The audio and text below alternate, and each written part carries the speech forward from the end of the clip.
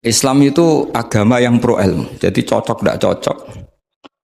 Kalau itu satu potensi dibicarakan, sehingga setiap khitab kepada Nabi itu terusannya ada kata fa'in tawallau. Muhammad, kamu harus menerangkan Islam itu begini-begini. Tapi kalau mereka menolak ajaran kamu, jadi potensi nerima ya dibicarakan, potensi menolak ya dibicarakan. Nah, makanya ini saya beri supaya barokah ya, dapat barokahnya ulama dulu saya baca ya. Faidatun qala Ibnul Qayyim. Ibnul Qayyim itu muridnya Ibnu Taimiyah. Ta'ammal khitabal Qur'an tajid malikan lahu al-mulku kulluh wa lahu alhamdu kulluh. Azimmatul umuri kulliha biyadi wa masdaruha minhu wa mawriduha ilaihi. Mustawiyan 'alal arsy la takhfa 'alaihi khafiyah. Min aqtari mamlakatihi aliman bima fi nufusi abidihi. Muttali'an ala asrarihim wa ala niyatihim munfaridun bitadbiril malakah yasma'u wa yara wa yu'ti wa yamna wa yuthibu wa yu'aqib wa yukrim. Jadi begini maksudnya, khitab itu otoritas dari minal a'la ilal adna, dari yang lebih kuat ke yang lebih bawah, itu namanya khitab. Kemudian harusnya kita semua sebagai manusia itu sebenarnya orang yang tidak sah memberi khitab, memberi perintah. Karena kita sendiri tidak berstatus khalik, pencipta. Jadi misalnya gini, saya janji sama sampean besok datang ke saya, kamu tak kasih uang. Besok saja saya tidak mesti hidup.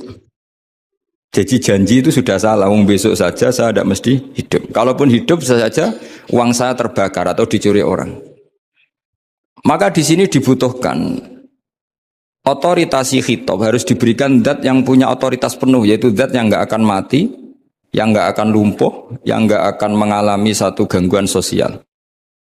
Sebab itu dalam pandangan ulama tafsir, itu punya akibat, saya ulang lagi, punya akibat bahwa hanya Allah yang berhak memberi khitab. Sehingga saking kerennya Allah itu bisa khitabun lil ma'dum. Ini di sini nanti ada contohnya. Sesuatu yang nggak ada, kemudian Allah bilang kun menjadi ada. Sehingga Allah itu nggak bisa dibantah, nggak bisa ditentang, karena bisa apa saja. Karena asbabul qudrah adalah al-khalqu. Kalau dalam ilmu tafsir, kalau sampean dalam ilmu manusia kan gini, sebabnya melihat itu mata. Kalau dalam ilmu tafsir enggak, yang bisa menjadikan Anda melihat itu menciptakan. Saya ulang lagi ya, jadi kalau dalam ilmu tafsir, asbabur ru'yah itu al-khalqu, bukan al-basar. Kalau kamu melihat karena mata, berarti setelah jauh tidak bisa melihat. Atau setelah tertutupi tidak bisa melihat. Tapi kalau kamu mengetahuinya karena menciptakan, maka kapan saja bisa melihat. Misalnya gini, saya punya emas 1 gram, kecil sekali 1 gram. Saya tanam di dalam Monas, kedalamannya 1 meter. Mbok saya sudah di Jogja, saya tetap tahu bahwa di Monas kedalaman 1 meter ada emas 1 gram. Kenapa? Karena saya yang menciptakan, yang mengatur itu semua. Sehingga setelah saya di Jogja, setelah saya di mana-mana tahu bahwa di Monas itu ada emas 1 gram dalam kedalaman 1 meter. Sehingga Allah ketika mengatakan, saya ini zat yang super tahu, itu kata Allah gimana? Ala ya'lamu man khalaqo. Ala ya'lamu ana ta ora ngerti sapa man wong zat khalaqa kang gawe sapa man. Masa orang yang menciptakan kemudian tidak tahu. Jadi awal tahu itu karena menciptakan. Tapi kita ini sudah lama jadi bodoh karena kita tahunya pakai mata. Sehingga kita mengatakan bagaimana orang buta bisa tahu wong dia buta. Kalau dia yang menciptakan tetap tahu. Tadi misalnya orang buta di kamar mandinya masang paku atau masang apa, dia tahu kalau di kamar mandi saya ada paku. Kenapa kok tahu? Karena yang masang saya. Nah, ini penting saya utarakan supaya nanti itu gampang analisis ayat-ayat berikutnya. Otoritas itu, otoritas khitab itu harus diciptakan dulu. Nah, baru setelah punya otoritas, saya ulang lagi, baru punya hak khitab. Nah sekarang enggak, para raja, para presiden, para dosen, para kiai itu sering melancarkan khitab, sementara dia enggak menguasai apa yang akan terjadi. Makanya Allah mengkritik kabura maktan indawohi antakulu ma la tafalun. Itu salah besar ketika kamu seakan-akan memegang otoritas pada sesuatu yang sebenarnya kamu tuh tidak pernah melakukan, tidak pernah ikut menciptakan. Misalnya cong kowe nak nurut aku sebenarnya mesti uripmu kepenak. Otoritas itu dari siapa coba? Urip kepenak ya di luar wilayah kita, kehidupan besok juga di luar wilayah kita. Sampai kita kalau mau ke kuburan itu panduannya Nabi gimana kalau berdoa? Apa? Assalamualaikum daro qaumim mukminin wa inna insyaallahu bikum lahikun. Salam untuk kalian semua dan kita insya Allah suatu saat akan bertemu, insya Allah. Padahal mati itu adalah satu tapi kalau yang di kuburan itu orang mukmin, kita tidak ketemu lagi sama mereka jika kita mati kafir, karena nanti tempatnya beda. Yang satu alamatnya surga, yang satu alamatnya neraka. Maka kata ulama, kata insya Allah di situ adalah kita masih berharap mati dengan status yang sama, sehingga bisa ketemu. Jadi itu artinya gini, di selain Allah itu bilang janji, bilang khitab itu enggak sah. Dulu kan Nabi Muhammad SAW itu saking yakinnya setiap problem itu ada malaikat Jibril datang, saking yakinnya. Suatu saat ada orang Yahudi tanya, Muhammad kalau kamu Nabi betul, beritahu kami tentang Dzulqarnain, beritahu kami tentang Ruh, beritahu kami tentang Luqman Al-Hakim. Nabi karena reputasi hariannya dipandu Jibril bilang, ya sudah besok datang lagi ke sini tak jawab. Ternyata Jibril nggak datang. Padahal semua ditunggu lama nggak datang sampai utusan. Padahal yang tanya orang Yahudi yang sukanya bully Nabi. Lama nggak datang. Lama-lama protes. Jibril ini gimana? Saya dalam keadaan tertekan malah ada datang. Datang Jibril dengan tanda kutip nyalahkan. Yaitu ada ayat wala taqulanna li syai'in inni fa'ilun dzalika ghadan illa ayyasha. Jangan katakan besok bisa melakukan sesuatu tanpa mensandarkan itu semua kepada kekuasaannya Allah Subhanahu wa taala. Akhirnya semenjak itu Nabi mensyariatkan kalau kamu janji harus mengatakan insyaallah.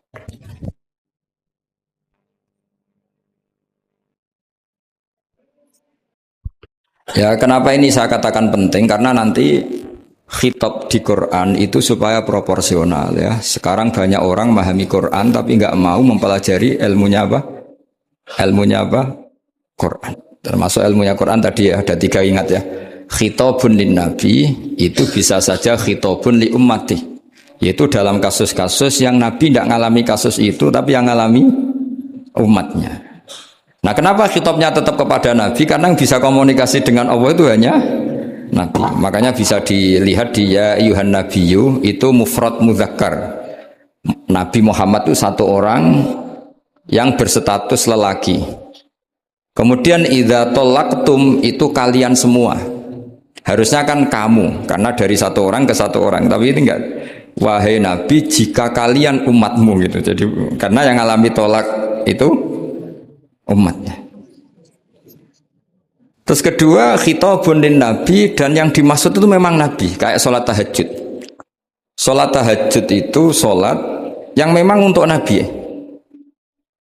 Karena tahajud yang menjadikan punya hak syafaat itu hanya nabi. Sehingga ketika ulama nabi itu wajib tahajud tapi kalau umatnya hanya sunat tahajud. Jadi nabi itu termasuk ya kelebihannya sekaligus bebannya wajib apa? Tahajud. Tapi bagi umatnya sunat. Kenapa? Karena Nabi ingin sekali punya hak syafaat. Kemudian sama Allah diberi instruksi, diberi syarat wa minal laili fatahajjat bihi nafilatallak asa ayyab'atsaka rabbuka maqama mahmuda. Muhammad kalau malam kamu harus tahajud supaya kamu nanti diberi hak syafaat. Itu kalau umatnya tahajud nggak boleh sampai diteruskan ayat-ayat sa'ayat asuka karena kamu tuh tidak punya hak syafaat. Disyafaati saja tidak mesti. tapi Nabi harus tahajud supaya punya hak apa? Dan perlu dicatat syafaat itu hadisnya sahih semua, di Bukhari ada, di Muslim ada. Cuma orang berlebihan cara menolak syafaat atau mengimani syafaat. Ada yang berlebihan ngimani sampai tidak pernah ngamal baik, mentang-mentang nanti dapat syafaatnya Kanjeng Nabi. Ada yang nggak percaya syafaat. Itu ya kebablasan juga, padahal itu ada di hadis sahih semua cerita syafaat. Itu khitabun Nabi dan yang dimaksud memang Nabi. Sehingga umatnya tidak wajib tahajud tapi Nabi wajib tahajud. Terus ketiga, khitabun Nabi sekaligus khitabun ummati. Itu yang dimaksud di hadis Arba'in Nawawiyah. Wa inna wa ta'ala amarul mursalin bima amarul bil mu'minin, atau dibalik amarul mu'minin bima amarul bil mursalin, dibolak-balik sama. Yaitu para nabi ya dikhitabi memakan sesuatu yang thayyibat. Para orang mukmin juga kena khitab memakan sesuatu yang apa? Thayyibat. Ini sama. Jadi ya ini ada tiga berarti ya, khitabun nabi, tapi yang dimaksud umatnya, khitabun nabi yang dimaksud adalah nabi saja. Terus ketiga, khitabun nabi yang dimaksud plus umatnya. Nah, kajian seperti ini penting. Karena kesalahan Khawarij. Khawarij itu satu kelompok ekstrim yang tidak mengikuti Sayyidina Ali, juga gak mengikuti Sayyidina Muawiyah. Tidak mengikuti Ali, juga gak mengikuti Muawiyah. Disebut Khawarij. Khawarij itu jamaknya Kharijah. Dia keluar dari pikiran ala Sayyidina Ali, juga keluar pikiran dari Muawiyah. Di sini disebut dia khurut. Khurut dari kata Khawarij. Serba keluar, dia tidak mengikuti sana, tidak mengikuti sini. Akhirnya disebut Khawarij. Nah, Khawarij itu orang yang berpikir sesuai kritik yang dilakukan Quran. Tapi mereka lupa bahwa yang punya otoritas kritik itu Allah. Karena yang kalau boleh sama-sama terganggu, kerajaannya itu hanya Allah. Gini saya beri contoh ya. Yang punya hak ketika sepeda motor saya kamu pakai, yang punya hak menentukan itu gasap apa pinjam itu saya apa orang lain? Saya. Ketika yang pakai gak pamit itu teman akrab saya atau anak saya atau orang yang saya ridhoi, itu namanya gasap apa pinjam gak pamit? Ya udah, ini harus jelas. Tadi pagi saya ngaji direktorat, saya bilang di fikih itu ada istilah ulima ridhohu. Sesuatu tidak pamit formal tapi sudah diketahui ridhonya. Makanya di fikih ada bab namanya mu'atoh. Tadi pagi saya terangkan ya. Di perdebatan fikih itu ada bab namanya apa? Mu'atoh. Mu'atoh dari kata ato yu'ati, mu'atotan, saling transaksi yang non verbal tapi maklum. Ya seperti kalau kamu marung itu contohnya. Kalau kamu marung di kantin terus makan gedang goreng, itu nyuri apa beli? Coba jawab saja. Kalau dikatakan beli kamu belum bayar. Kalau dikatakan nyuri terang-terangan. Coba kalau mbak-mbak milih mana? Itu nyuri apa beli? Kalau beli belum bayar. Kalau nyuri kok terang-terangan ya. Enggak nyuri apa beli?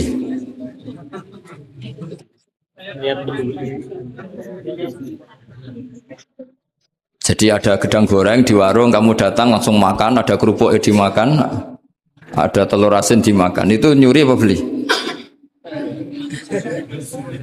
Nah, itu kalau orang fikih dibabkan kitabul bai'il mu'atoh, akad beli lewat jalur mu'atoh. Menurut Imam Abu Hanifah seperti itu dikatakan beliau pakai dalil al-adat muhakamah, bahwa adat itu berposisi seperti hukum. Karena posisi di warung, maka ngambil di situ dianggap memulai akad jual beli. Tapi karena ini sesuatu yang potensi masalah, Imam Syafi'i mengatakan itu enggak baik, enggak sah. Karena nanti kalau asumsi kamu gedang goreng itu 1.000, ternyata diregani 5.000 kan mangkel. Nah itu, resikonya di situ, ya kan? Tapi kalau misalnya itu dikatakan, makanya Imam Syafi'i mengatakan itu profesional. Itu namanya ghormu. Ketika Anda bayar 5.000, itu namanya tebusan kesalahan. Jadi Imam Syafi'i melihat itu tidak jual beli, tapi tebusan kesalahan. Sehingga kalau saya jadi hakim, misalnya pembeli bilang, asumsi saya 1.000 Gus. Terus kata kata penjual, enggak Gus, itu tak jual 5.000. Saya harus memenangkan memenangkan siapa? Penjual, karena penjual adalah pemilik gedang goreng itu, dan posisi yang makan adalah perusak barang orang lain. Gitu. Sehingga dimenangkan penjual, ya dimenangkan penjual. Kenapa dimenangkan? Karena cara berpikir fikih, karena dia yang punya otoritas itu, punya otoritas kepemilikan. Itu dalam fikih madzhab apa? Syafi'i. Nah, itu penting dalam analogi surga dan neraka. Orang Khawarij itu kalau ada orang dosa, itu dikatakan sudah tidak Islam lagi, dia sudah keluar dari Islam. Orang dosa itu wajib disiksa oleh Allah. Mereka bilangnya ya wajib. Dalam kelompok Islam itu ada kelompok namanya Khawarij, orang yang sangat ekstrim dalam berpikir. Dia mengkafirkan orang yang melakukan dosa apa? Besar, dihukumi kafir. Tapi pendapat ahli sunnah enggak, orang dosa besar ya dosa saja, tapi tidak usah dihukumi kafir. Kenapa? Cara berpikir ahli sunnah, surga neraka itu milik Allah. Kalau yang punya saja tidak apa-apa, ngapain ada yang ribet? Yang punya surga neraka itu Tuhan, dan Tuhan memanggil-manggil orang yang salah itu disuruh tobat. Anibu ila rabbikum, wahai hambaku yang berlebihan, yang masih dosa, ayo kembali ke saya. Kapan saja kembali ke saya tak terima. Sehingga dalam mazhab ahli sunnah, otoritas khitab, otoritas kepemilikan yang berhak ya yang punya, orang lain itu nomor 2. Sehingga tadi kalau Anda bawa kayak motor saya, dan Anda teman akrab saya, tidak pamit saya, kalau saya bilang itu nggak apa-apa ya nggak apa-apa. Kalau saya bilang apa-apa ya apa-apa, nggak penting orang lain. Sehingga ini wilayah yang agak sensitif, tapi ini ilmu, mau tidak mau kita harus dengar. Sehingga di fikih ada bab ulima ridhohu. Misalnya ada orang makan gedang goreng di warung terus ditangkap Pak polisi, wah ini pencurian, mesti bakulnya agak terima, enggak pencurian, memang tak jual. Nah, yang kasus begini, ini yang kasus, ini mungkin kasusnya anak-anak yang masih kos atau masih mahasiswa. Warung kantin dijaga ibu-ibu, ada anak makan lahap, dikira belinya cash. Setelah dimakan ternyata akadnya utang. Nah, itu pertanyaannya itu halal apa enggak? Karena asumsi baiknya monggo-monggo. Karena apa sudah mengkhayal nanti ada sekian uang cash didapatkan. Ternyata nyatet atau hutang. Nah, kalau ngomong di depan, Bu saya mau makan di sini hutang, kira-kira enggak boleh. Wah, itu ada sekian PR. Makanya saya sering muji orang-orang yang enggak alim. Enak-enaknya orang tuh orang enggak alim karena enggak kesulitan seperti ini. Kita sebagai peneliti fikih itu sering kesulitan. Nah, sama Anda misalnya naik Grab atau naik taksi atau apa. Ketika Anda naik itu posisinya enggak sap apa pinjem. Dikatakan akad sewa belum bayar. Dikatakan pinjem nanti harus bayar. Jadi ada sekian masail fikih yang jadi perdebatan. Nah, apapun itu nanti kata finalnya itu dia yang punya, yaitu supir taksinya atau baeknya, penjaga warung tadi. Nah, sehingga hukum itu bagi orang lain sudah tidak sah kecuali bagi yang punya. Nah, di sini ini kelihatan benarnya mazhab ahli sunnah wal jamaah. Ahli sunnah mengatakan apapun salahnya seseorang setelah dia beragama Islam itu wilayahnya Allah. Kita tidak bisa berbuat apa-apa. Makanya ada ayat laisalaka minal amri syai'un aw yatuba alaihim aw yu'adzibah. Muhammad, meskipun kamu kekasih saya, kamu tidak punya otoritas menentukan si A dimaafkan, si A disiksa. Otoritas itu hanya bagi saya, kata Allah. Sehingga banyak orang yang Nabi kurang srek karena membunuh pamannya Hamzah malah dikasih tobat sama Allah, namanya Wahsy. Wahsy itu orang yang Nabi gak suka karena pernah membunuh Sayyid Hamzah di perang Uhud. Tapi sama Allah marah dikasih tobat. Salabah yang sering ibadah di masjid, sering iktikaf, saking seringnya ibadah itu sampai digelari hamamatul masjid, merpatinya masjid. Tapi na'udzubillah beliau malah berakhir dengan su'ul hati. Kita tidak pernah tahu. Kenapa begitu? Karena begini. Wilayah yang absolut itu hanya milik Allah Subhanahu wa taala. Sehingga Nabi kalau ketemu Wahsy ya bilang iman kamu sudah saya terima, Islam kamu sudah saya terima. Tapi saya ini manusia, tolong sembunyikan wajahmu dari saya. Karena kalau saya ingat kamu itu mangkel karena ingat kamu pernah membunuh Hamzah. Tapi saya sebagai Nabi harus nerima iman kamu karena Nabi itu gak boleh dendam. Tapi kalau mangkel-mangkel sedikit kayaknya agak boleh mungkin ya, mungkin itu ya.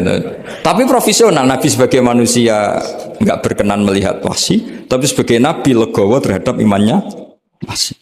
Tapi Allah sendiri yang ngendikan laisa laka minal amri syai'un aw yatuba. Coba orang munafik, kayak apa salahnya orang munafik?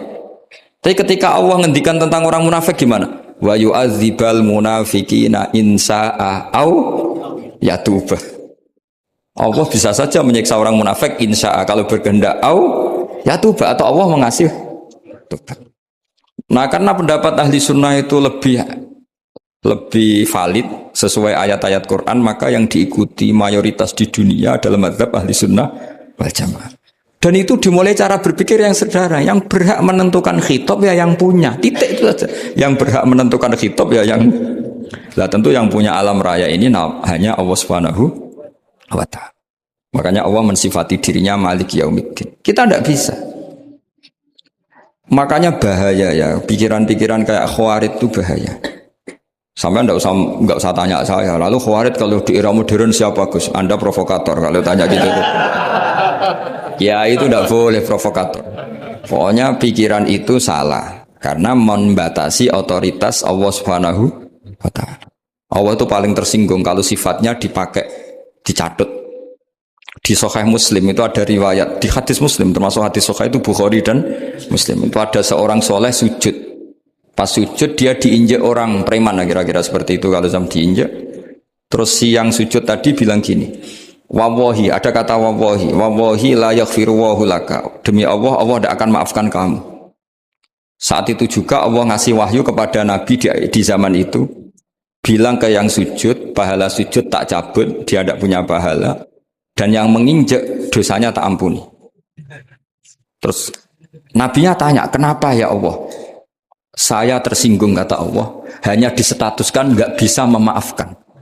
Padahal wa anal ghafir wa anal akhid bidzunub. Saya adalah zat yang bisa maafkan, bisa nyiksa. Kenapa status saya tinggal satu? Allah kan bisa kan, walillahi mulkus samawati wal ardh yaghfiru liman yasha wa yu'adzibu man yasha. Tapi si yang sujud tadi menstatuskan Allah hanya satu, yaitu yu'adzib, itu kata Allah, kok enak, saya ini Tuhan, bisa menyiksa, bisa mengampuni, kenapa status saya jadi satu? Kamu kan mesti gak terima. Status kamu dihilangkan satu, terima gak kamu? Gak terima. Sebagai suami kamu tetap punya dua status, bisa meneruskan nikah, bisa menceraikan. Coba status kamu tak ambil satu, nggak boleh menceraikan. Istri kamu gendut, walek, cerewet. Wah, posengnya bukan main itu. Sama mbak-mbak juga sama. Sebagai istri harus nurut sama suami gini-gini, tapi juga punya hak rafa, hak mengajukan gugatan cerai jika suaminya tidak jelas. Mau nggak dicabut status hak rafa? Nggak mau. Kalau punya suami walek, jelek, senang goda perempuan lain, itu kan. Nah, Allah itu punya status bisa memaafkan, juga punya status bisa menyiksa. Terus orang-orang yang sok soleh dengan tanda kutip itu kadang-kadang inginnya Allah tuh nyiksa terus sama musuhnya. Kalau sama dia memaafkan terus corong Jawa kan aku mbahmu tapi kan gitu kira-kira. Kok enak ya. Jadi ya sudah seperti itu. Lagi-lagi kata kuncinya apa? Beri otoritas itu hanya kepada Allah Subhanahu wa ta'ala karena dia adalah pemilik otoritas sejati. Sehingga zaman Nabi siapa saja itu ya mungkin orang kayak apa dulu Khalid bin Walid. Perang Uhud kalah itu panglimanya orang kafir zaman itu siapa? Khalid bin Walid. Dan dia melakukan pembunuhan masif zaman itu. Tapi dia dikasih tobat. Namanya Khalid bin Walid. Tapi Sa'labah yang tukang di masjid kadang berakhir seperti itu. Ya sudah, akhirnya kita mau tidak mau ya sudah introspeksi. Sampai sesoleh apapun kita selalu diajarkan doa ya muqallibal qulub tsabbit qalbi ala dini. Karena kayak apa kalau hati kita dibolak-balik? Karena cara berpikir tentang Islam dan tentang ateis atau tentang kekafiran itu mirip satu visi. Makanya hati-hati mahasiswa karena senangnya berpikir sendiri. Ada ngelantur kemana-mana. Saya beri contoh. Sampai kalau sekarang masih miskin, berbahagialah. Karena miskin itu mudah jadi orang dermawan. Kalau orang sudah kaya itu ribet. Coba misalnya sampean jadi santri saya, tak contohkan. Biasanya santri kalau sama kiainya akan loyal. Kamu miskin punya ayam 2, tak minta 1 boleh enggak? Boleh, padahal itu 50%. Ya. Terus punya uang 100.000, tak minta 50.000 kira-kira boleh enggak? Boleh, padahal itu 50%. Tapi kalau kamu kaya, punya uang 1 miliar, tak minta 500 juta, boleh enggak kira-kira? Padahal itu berapa? 50%. Gampang mana dermanya orang kaya sama orang miskin? Untuk mengamal 50, itu mahasiswa yang masih miskin-miskin, uangnya hanya 100.000, traktir temannya habis nggak masalah. Padahal itu berarti 100%. Uangnya 50.000 diminta temannya dikasihkan semua. Padahal itu aset satu-satunya. Nah, salaba itu cara berpikir gitu sehingga Allah tersinggung. Saya beri contoh ya, salaba itu singkat cerita kan kalau habis jamaah salam langsung lari pulang. Terus ditanya sama Nabi, kenapa kamu kesusu pulang gitu? Istri saya di rumah masih belum pakai baju karena gantian sama saya. Saking miskinnya tuh baju itu gantian. Sama nggak usah bayangkan lalu di rumah telanjang kayak apa? Berarti kamu porno, kamu porno berarti tidak boleh. Pokoknya ceritanya seperti itu, tidak usah lari, gantian pakai itu. Singkat cerita, ya Rasulullah, buat saya ini didoakan kaya. Sampai 3 kali Nabi bilang bisa saja miskin itu lebih baik bagi kamu. Lama-lama sampai memaksa Nabi, akhirnya Nabi berdoa. Terus beliau kaya dan Salabah agak salah, dia nggak minta paket kaya barokah tapi mintanya kaya saja, diturutin kaya. Pertama punya kambing di pegunungan ya, kalau di Arab itu kan kambing diletakkan di Jabalen, Mabinal Jabalen, di antara 2 lembah itu 40 sampai 80 sampai 4.000. Singkat cerita ketika 40 Nabi sudah memerintahkan sahabat diminta zakat. Berarti kalau 40 itu 1. Kalau 80 kira-kira 2. Ya sudah gitu. Sebetulnya ketika 40 kalong 1 terkurangi 1 zakat itu kan ringan karena masih 39. Ya kayak tadi kamu punya uang 1 juta. Jangan 1 juta, 500.000 sudah agak berat kamu. Tidak gini saja, tak beri contoh. Betapa mudahnya dermawan bagi orang miskin. 1 juta itu kan zakatnya berapa? 25.000 ya. Rubul usyur kalau dalam bahasa Arab itu berapa? Kalau bahasa kampus kan berapa? 2%. 2,5 ya. 2,5. Itu bahasa keliru sebetulnya. Sama ikut saya saja. Saya itu berkali-kali saya pernah nggarap matematika, cepet-cepetan mbak pakar matematika itu mesti cepet saya. Karena saya ini agak bedui. Orang bedui itu cara berpikir itu lebih gampang. Jadi kalau orang Arab, tak ajarin matematika Arab ya. Itu nggak ada porogapit. Jadi begini cara berpikir orang Arab itu berpikir bertahap. Ya kalau 2,5 itu kalau orang Arab bilang rubul usyur apa? Rubul usyur, 1/4 dari 1/10. Jadi kalau orang Arab berpikir bertahap. Jadi misalnya 1 juta, 1/10-nya berapa? 100.000. Terus 1/4-nya berapa? 25.000. Jadi disebut rubul usyur, 1/4 dari 1/10. Jadi 1 miliar, cari 1/10-nya dulu 100 juta. Terus 1/4-nya. Sehingga nggak usah porogapit ruwet. Jadi orang Arab kalau bilang 1/10 sama 1/20 itu tidak bisa. Karena nanti tidak ada porogapit. Orang Arab bilang al usyur atau nisful usyur. Misalnya zakatnya apa itu zuru, berarti 100, 1/10-nya berapa? 10. Terus orang Arab kalau misalnya pertanian kamu biayai zakatnya 1/20. Orang Arab bilang bukan 1/20, nisful usyur. Berarti berapa? 100 usurnya 10. Separuhnya 1/10. Berarti 5. Lah 5 ini bahasa kamu apa? 1/20. Iya. Bahasa orang kampus 5 kan 1/20. Kalau 10 1/10. Kalau orang Arab bilang apa? Usyur atau nisful. Kan gampang gitu. Ya saya ulang lagi ya. Berarti kalau 1/10-nya 1 juta, usurnya berapa? 100. Nisful usur 50. Ya. Gampang mana matematika Arab sama matematika ini sama? Daripada sama nggih porogaf betul pusing saya lihat itu. Ya sudah gitu aja. Pokoknya diusurkan semua. Orang Arab kalau bilang tuh diusurkan semua. Berarti 1 juta. Misalnya zakat mal kan 2,5 berarti 1 juta.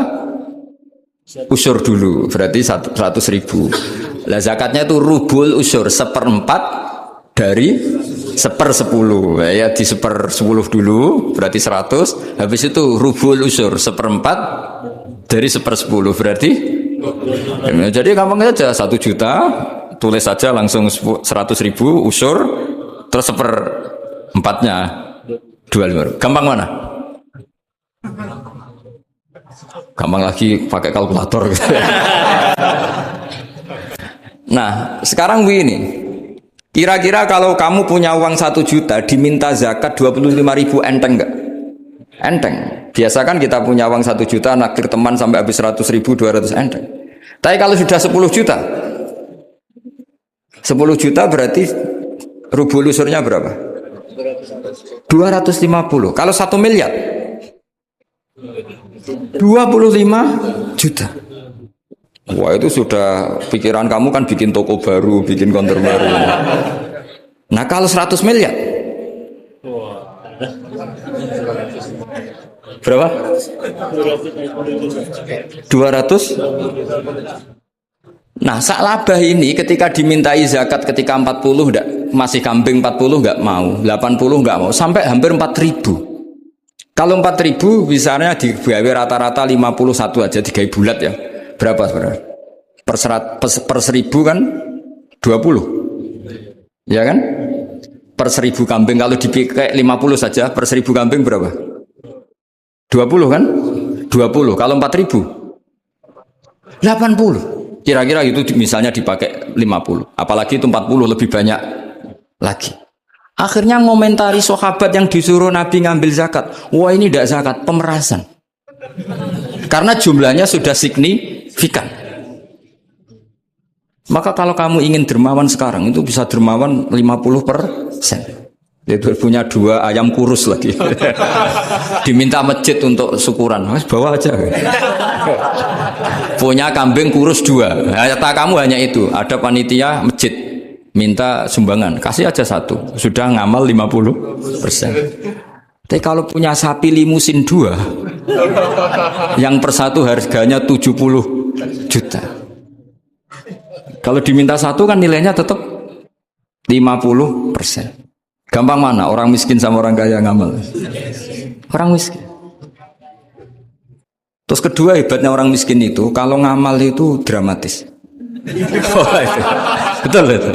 Jadi makanya kenapa Nabi suka orang miskin. Loh, saya pernah ditanya, saya ini punya teman yang kaya raya.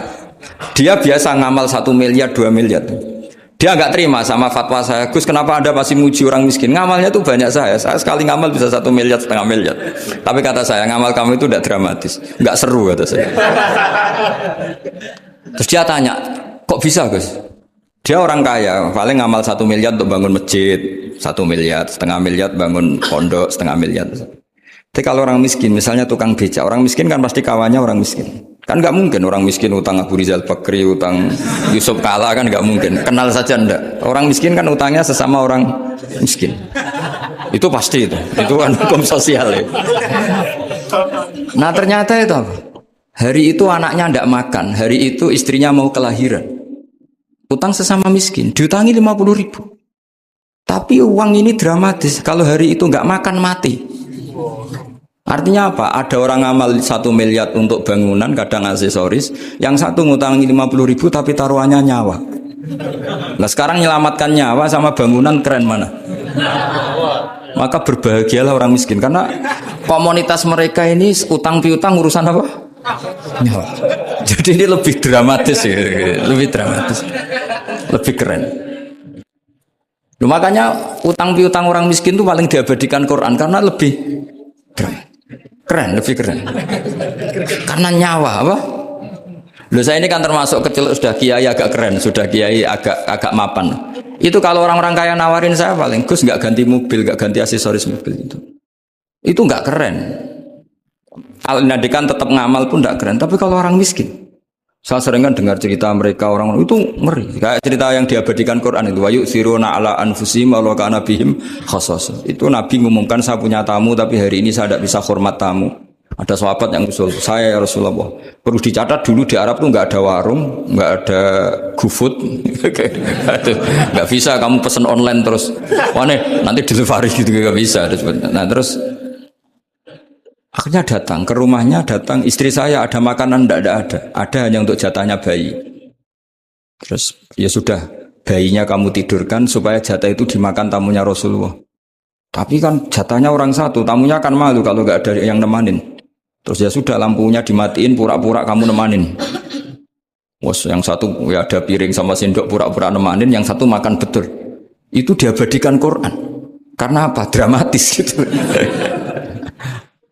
Sehingga pagi-pagi dia datang ke Nabi, kamu punya amal apa? Sehingga tadi malam ada ayat wa yu'thiruna ala anfusihim wa law kana bihim khasasah. Mereka mengalahkan kepentingan dirinya sendiri meskipun punya kepentingan sendiri demi tamu tadi. Terus cerita dia, kita tamu tadi malam ya Rasulullah, yang saya sanggup menghormat, sebenarnya saya tidak punya apa-apa, hanya jatah bayi. Itu aja dramatis, bayinya ditidurin dulu. Tapi tidak disuntik ganja, tidak ditidurin. Ditidurin biasa nanti kan. Ditidurin biasa, terus suami saya pura-pura nemani, lampu dimatikan. Nah, mungkin tamunya saking laparnya gak penting mikir itu, yang penting makan aja. Jadi maka sebetulnya orang-orang miskin itu tidak usah hiru, wah itu orang kaya bisa ngamal masjid 1 miliar, 2 miliar. Tetap ngamalnya ini sesuatu yang tidak mendesak. Tapi sesama orang miskin, kalau temannya minta tolong itu mesti dramatis. Istri mau kelahiran, kematian, kelaparan. Pokoknya yang diselamatkan itu seru semua. Artinya gini ya, kalau miskin ya nikmati saja, itu ada peluang untuk menyalip pahalanya orang-orang. Tapi yang kaya ya tetap kaya. Kalau semuanya miskin, nanti yang miskin kerja di mana kalau semuanya miskin? Ya kembali ke tadi, ke ilmu khitab.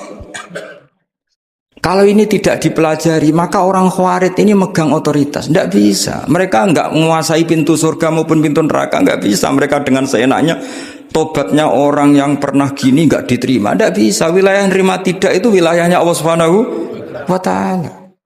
Sehingga kita tetap berpendapat sesuai eksplisit yang ada di Quran. Walillahi mulkus samawati wal ardi. Apa? Yaghfiru liman yasha wa yu'adzibu man yasha. Sehingga enggak boleh kita pegang otoritas agama, enggak boleh. Kita hanya bisa menjelaskan. Kalau pegang enggak boleh.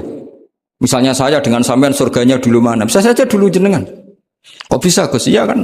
Mungkin wah keren ngaji tawaduk mau. Mungkin saya dari bab tawaduk keren sampean. Di bawah saya di atas. Di bab tawaduk keren sampean. Jika kalau surga kok jalurnya tawaduk mesti dulu sampean. Karena sampean di bawah saya di atas. Tapi saya nanti protes sama Allah. Protesnya gini, posisi saya diperintah ya. Gayanya mereka duduk di bawah, tapi merintahkan saya supaya mau mengajar. Jadi nggak ada sopan-sopannya karena mereka merintah ya. Ya terutama di PPAI ya, Pak. Oh itu nggak sopan sekali kan merintah. Sehingga kalau yang dipandang makanya masyhur itu kan. Ada wali itu yang satu jadi wali karena sholat di shaf awal, keren kan, shaf awal fadilahnya utamanya kan luar biasa. Yang satu kalau sholat itu di belakang terus, tapi juga jadi wali. Yang depan agak protes, ya Allah kenapa ini jadi wali padahal sholatnya di belakang. Jawabannya lucu yang di belakang. Kenapa? Saya itu malu. Saya ini masih banyak dosa, banyak salah kok di depan. Kok kayak suci sendirian. Jadi kalau kamu sowan sama raja atau sama kiai, yang paling depan itu kan yang kepedean. Dia milih yang belakang jadi sopan aja, agak terlalu dekat gitu. Orang itu tidak pernah tahu. Kadang-kadang Allah itu kita tidak pernah tahu. Andai kan boleh dibahasakan, kita tidak pernah tahu cara berpikir Tuhan. Jadi Allah itu zat yang mau, ya itu tadi otoritasnya penuh. Makanya saya pernah cerita di mana-mana di kitab-kitab yang saya baca itu ada 2 orang yang ahli neraka, sudah di neraka. Ini sekaligus ijazah, saya ulang lagi sekaligus ijazah, bisa dipraktekkan nanti itu. Setelah itu 2 orang ini dipanggil ke surga sama Allah. Allah itu tanyanya ya aneh, enak di neraka, ya udah enak di neraka. Ya gak enak di neraka kok ditanya enak enggak ya gak enak. Ya sudah kembali lagi ke neraka, lari kencang-kencang, lari menuju neraka, lari.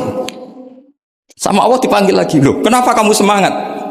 Ya Allah, saya ini kapok, saya ini trauma. Dulu ketika engkau perintah, saya ini lelet sekali. Disuruh sholat lelet, disuruh zakat lelet. Maka ini jenengan perintah saya semangat supaya nggak ngulang kesalahan yang sama. Akhirnya sama dipanggil, ya sudah di surga aja, di surga. Karena semangat lari menuju neraka. Maka ini ijazah nanti kalau di mahsyar ya, kamu dipanggil, ayo masuk neraka, harus apa? Semangat. Harus semangat. Oke, Gusti, semangat. Lah repotnya kalau nggak dipanggil lagi. Akhirnya barokahnya semangat itu dia di surga. Kita tidak pernah tahu cara berpikir Tuhan, nanti kan boleh dibahasakan seperti itu. Yang satu, ayo kembali lagi ke neraka. Tolah itu. Jalan noleh lagi. Sampai itu gak semangat noleh lagi. Terus ditanya sama, kenapa kamu tolah gitu? Saya tidak pernah ngira ya Allah ketika engkau panggil di surga, kemudian engkau kembalikan lagi ke neraka. Ya sudah kamu di surga saja. Barokahnya husnudzon.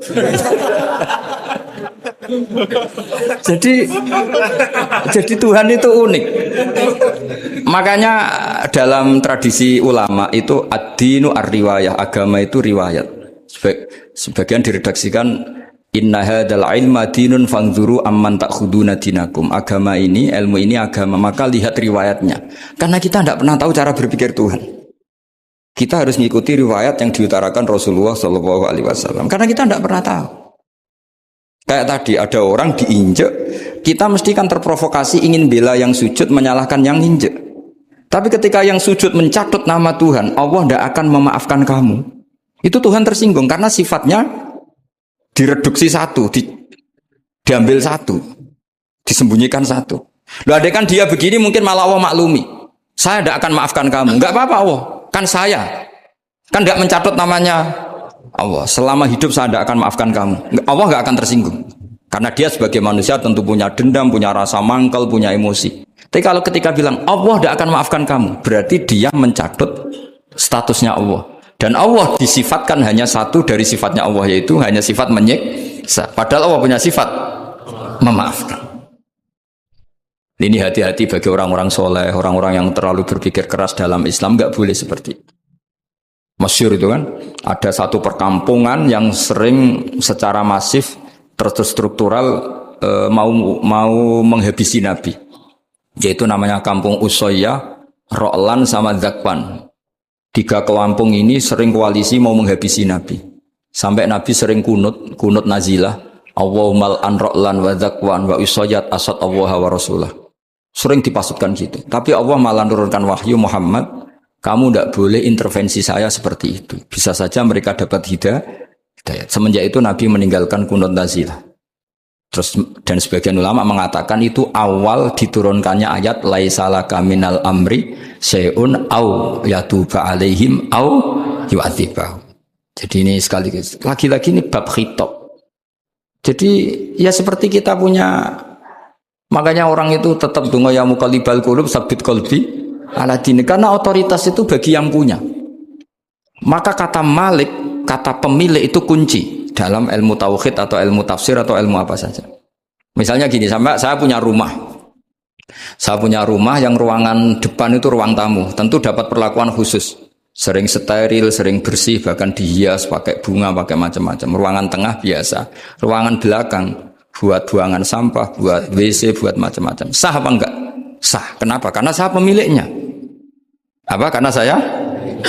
Tapi kira-kira yang sedang di ruang tamu, tanah yang sedang di ruang tamu yang dimanjakan juga enggak boleh kumo luhur.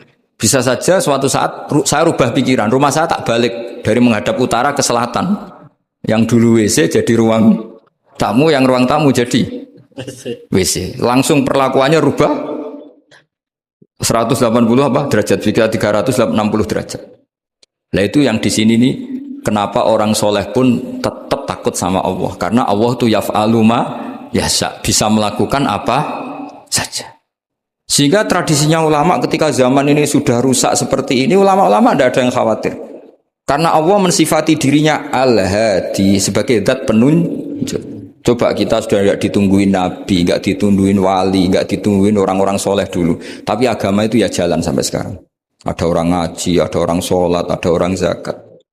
Andaikan agama itu diserahkan manusia, sudah kita tidak bisa mempertahankan agama ini di zaman seperti ini. Tapi karena Allah itu al-hadi, zat yang memberi petunjuk. Dan sifat Allah Ta'ala pasti tata'atsaru bi khalqih, pasti ada akibatnya di makhluk.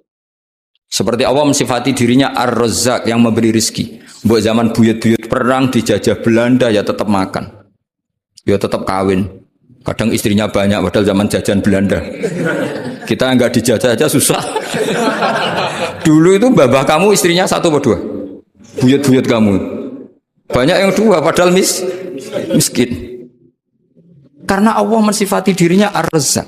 Mbok keadaan kayak apa orang tetap dapat rezeki. Begitu juga Allah mensifati dirinya Al-Hadi. Mbok keadaan dunia rusak kayak apa tetap ada yang dapat hidayah. Jadi kamu tidak usah khawatir terhadap agama ini karena Allah mensifati dirinya apa? Al-Hadi, zat yang memberi kayak apa Amerika, kayak apa Korea. Saya itu pernah di Korea, katanya negara ateis. Di sana TKI yang nyari uang, ternyata di sana itu bikin masjid. Coba kalau Allah menghendaki, di Korea ada masjid. Karena bikin masjid gak boleh, kalau nyewa boleh. Jadi Korea itu ada satu aturan kayak di Jepang, kayak di umumnya negara maju. Yang sudah fungsi sosial itu tetap sosial, gak boleh menambah yang baru. Jadi kalau dari gereja dibeli masjid boleh, tapi kalau tanah lapang dipakai masjid nggak boleh karena ngurangi tanah. Tapi kalau dari gereja jadi masjid boleh, dari bar untuk masjid boleh, dari pantai asuhan jadi masjid boleh. Pokoknya yang fungsi sosial. Saya pernah ngaji di masjid itu bawahnya bar, atasnya gereja, atasnya lagi masjid. Kadang ya balik masjid dulu, bar, baru gereja. Karena memang yang sudah kawasan sosial ya kawasan publik ya untuk publik. Kita tidak pernah mengira kalau di sana ada tauhid. Tapi Allah itu Al-Hadi apa? Allah itu Al-Hadi. Sehingga ya delala ada orang Indonesia kerja di sana terus nuraninya tersiksa kalau tidak ada tempat sujud. Akhirnya mereka urunan bikin masjid. Itu banyak yang santri saya bersering ngaji saya. Ya saya ulang lagi ya. Jadi cara mikir khitab sama Allah gitu dulu ya. Enggak boleh kamu berpikir khawarid yang membatasi kekuasaan atau hidayatnya Allah Subhanahu wa ta'ala. Karena kita tidak pernah tahu. Sa'labah ngomong gitu itu masalah besar. Karena mengatakan kekasihnya Allah itu pemungli. Karena tadi, wah ini tidak zakat lagi tapi apa? Pungli. Ini apa?